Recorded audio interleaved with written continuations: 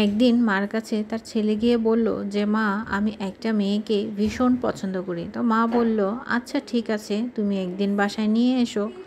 তো ছেলেটা বলল যে না মা, আমি 3জন বান্ধবীকে নিয়ে আসব। সেই থেকে তোমাকে সিলেক্ট করতে হবে যে তুমি কাকে বেশি পছন্দ করেছো। দেখব যে আমি যাকে পছন্দ করেছি তুমি তাকে চিনতে পেরেছো নাকি। তো আচ্ছা ঠিক আছে।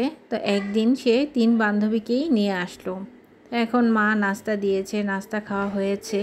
তো এখন তার ছেলে জিজ্ঞেস করছে, মা তুমি এখন বলো যে কোনটা। ইশারায় বলল মা যে তোমার ডান পাশে যে বসেছে তুমি তাকেই পছন্দ করেছো। এখন ছেলে তো ভীষণ অবাক যে আমি যাকে পছন্দ করেছি মা তাকেই সিলেক্ট করলো কীভাবে।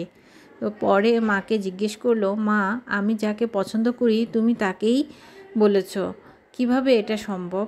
বলে কি, আমি জানি আমি যাকে পছন্দ করব না তুমি তাকেই পছন্দ করবে। আসলেই কি এরকমটাই হয়? তো আপনাদের কাছে গল্পটা কেমন লেগেছে অবশ্যই একটা করে কমেন্ট করে জানাবেন যে কেমন লেগেছে। আর যারা যেখান থেকে দেখছেন অবশ্যই আমার ভিডিওর সাথে থাকবেন। আমি প্রতিনিয়ত আপনাদের সাথে অনেক অনেক ভিডিও শেয়ার করে থাকি। আর এখানে হচ্ছে বিকেলের জন্য আমি কিছু আলুর চপ বানিয়েছি।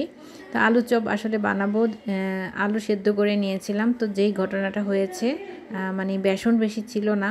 তো বেসনের সাথে আমি অ্যাড করে দিয়েছি ময়দাটা আমি 5 মিনিট আগে গুলিয়ে রেখেছিলাম। আর ময়দার সাথে একটু মরিচের গুঁড়া আর লবণ দিয়ে মাখিয়ে রেখেছিলাম। তো আমার মতো এরকম অনেকেই করতে পারেন যে অনেক সময় বেসন নাও থাকতে পারে। তো সামান্য একটু ছিল, সেই সাথে আমি ময়দা অ্যাড করে দিয়েছি, কিন্তু খারাপ হয় নাই, অনেকটাই মুচমুচে হয়েছিল। আমি বুঝতেই পারি নাই যে এতটা মজার হবে। আর আমি দেখেন আরেকটা কি অবস্থা। তো এখানে কিন্তু আমি আলু চপের মধ্যে পেঁয়াজ দিই না, পেঁয়াজ দিলে তো একটা স্বাদ হয়। তো এখানে জাস্ট আমি আলু চপের মধ্যে একটু জিরা গুঁড়া আর চিলি ফ্লেক্স, গোলমরিচ আর সেই সাথে হচ্ছে গরম মশলা গুঁড়া অ্যাড করে দিয়েছি। এই সাথেই আমি সস দিয়ে খাবো। তো আপনাদের কাছে কেমন লেগেছে ভিডিওটা। আর আমি এইভাবেই প্রতিনিয়ত অনেক অনেক টিপস আপনাদের সাথে শেয়ার করে থাকি। আর যারা যেখান থেকে দেখছেন এরকম ছোট ছোট টিপস কিন্তু আমাদের কাজে লাগে। দেখা যায় বাসায় একটা জিনিস না থাকলে আরেকটার জন্য বসে থাকতে হবে না, দ্যাটস ইট, যেটা থেকে সেটা দিয়েই কিন্তু অনেক অনেক কিছুই তৈরি করা যায়।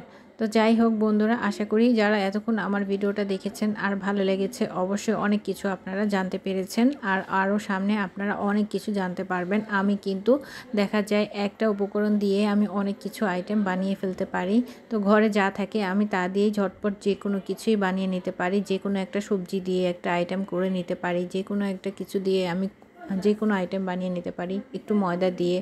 বা আপনারা এরকম যদি আমার পাশে থাকেন বা ফলো করে রাখেন, আমি আপনাদের সাথে এরকম প্রতিনিয়ত অনেক অনেক ভিডিও শেয়ার করে থাকি। একটা ডিম দিয়ে কিভাবে ইজিলি একটা নাস্তা বা স্ন্যাক্স তৈরি করে নিতে পারেন, একদম খুবই অল্প সময়, খুবই অল্প উপকরণ দিয়ে।